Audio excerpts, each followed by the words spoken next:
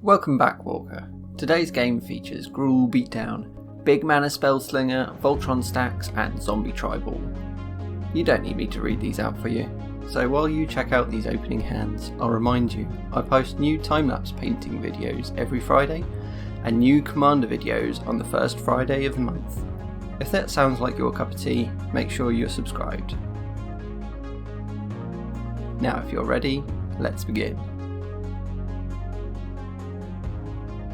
Dan starts us off with a forest into Sol Ring and passes. I play a forest and pass. Ryan plays Jwar Isle Refuge and passes. Nathan plays Myriad Landscape and passes. Dan plays Mossfire Bridge. He casts Beast Whisperer and passes. I play a swamp and cast Nature's Law, getting a Zagoth Triome into play and pass the turn. Ryan plays Shambling Vents. He casts Sol Ring into Azorius Signet and passes the turn.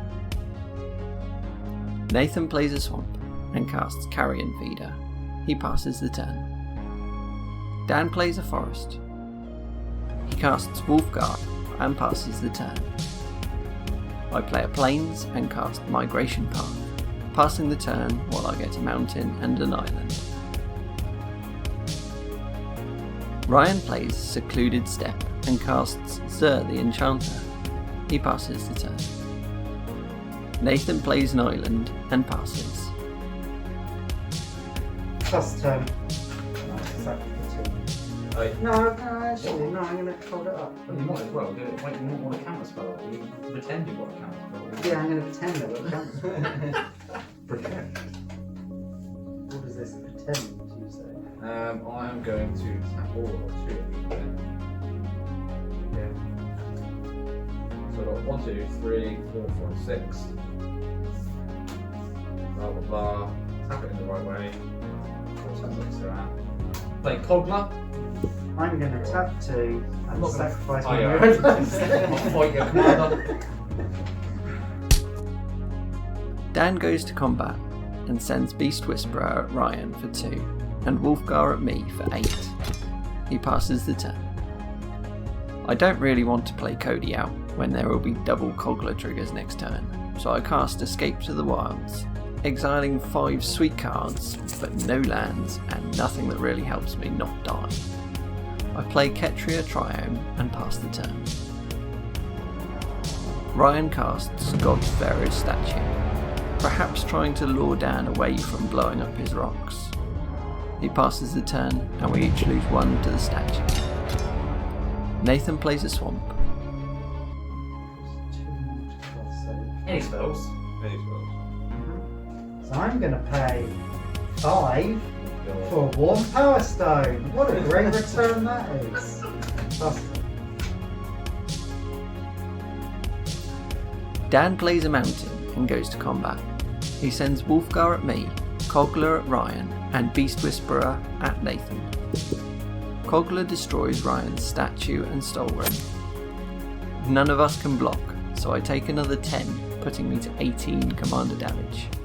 Ryan takes 7 and Nathan takes 2. In his second main phase, Dan casts Rishkar's Expertise and draws 10 cards and puts into play Mage Slayer. He passes the turn and discards a bunch of lands.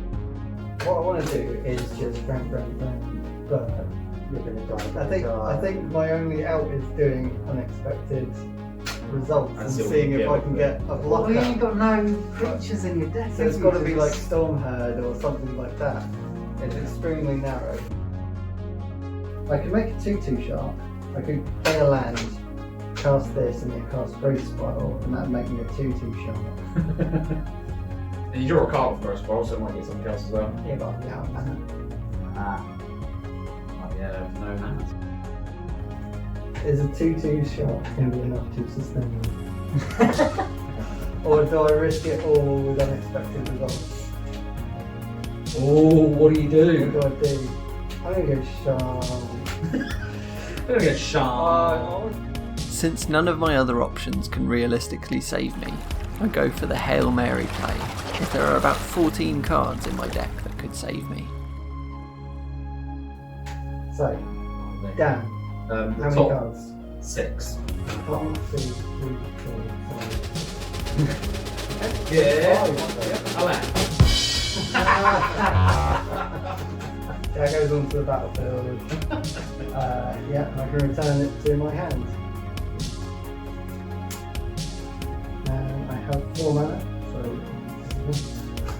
Ah. Nice.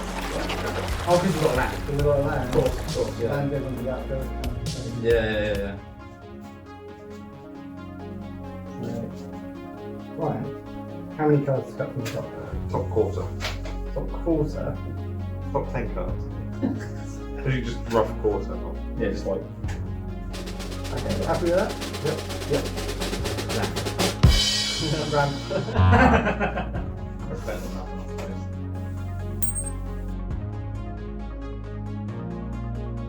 It doesn't pan out, and I pass the turn. Ryan plays Dismal Backwater. He casts Mortify and destroys Cogler. He passes the turn. Nathan plays an island and casts Liliana's Reaver. He passes the turn. Dan plays Command Tower and pops the Mage Slayer on Wulfgar. Yeah. Well, maybe it will be nice to let you go for another turn. Maybe. Oh. You know. You're welcome to. I wouldn't recommend it. Yeah, no, I'll do that. And I'll just hit you for 2, Ryan, and I take 16 from Mage Slayer and then 8 from Wulfgar, leaving me very dead. But don't worry, I probably deserved it. Why are you shaking your head at me? You went out way too early, now we've got to deal with this. Dan plays Dolmen Gate and he passes the turn. Ryan casts Arcane Signet and passes. Nathan plays a swamp. He casts Undead Warchief and goes to combat. He attacks Dan with Liliana's Reaver. Dan responds, casting Beast Within on Undead Warchief, but Nathan responds with a counterspell. Dan takes 6, discards a card, and Nathan gets a zombie. He passes the turn. Dan plays a forest. He casts Disrupt Decorum. He casts Tuva Bearclaw and goes to combat. He attacks Ryan with Beast Whisperer and sends Wulfgar at Nathan.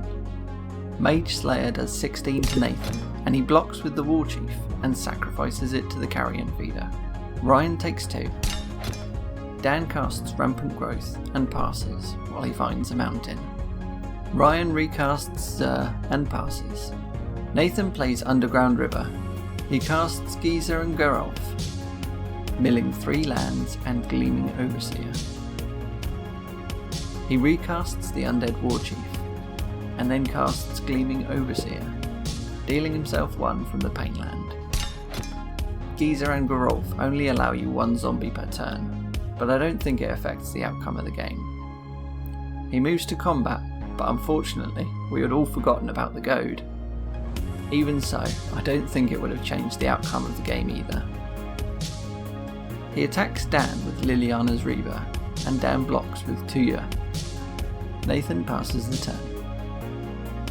Dan casts Rubble Belt Raiders and goes to combat. He swings Wulfgar at Nathan and Beast Whisperer at Ryan. Nathan takes 16 from Mage Slayer and blocks with Undead Warchief, while Ryan blocks with Zur. In his second main phase, he casts Savage Ventmaw. He passes the turn. Ryan casts Diplomatic Immunity, enchanting Zur. He casts Clever Impersonator, creating a copy of Wulfgar, and goes to combat. He swings at Dan with Zur, who gets double triggers thanks to the Wulfgar clone.